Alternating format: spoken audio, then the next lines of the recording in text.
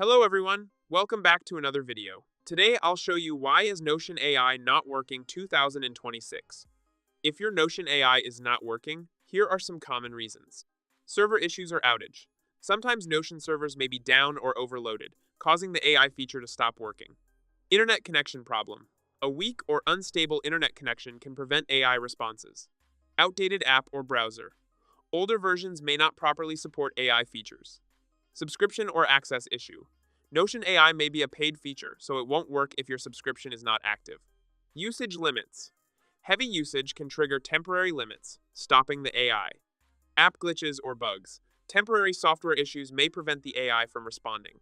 In short, Notion AI usually stops working due to server issues, internet problems, outdated apps, or subscription limit issues.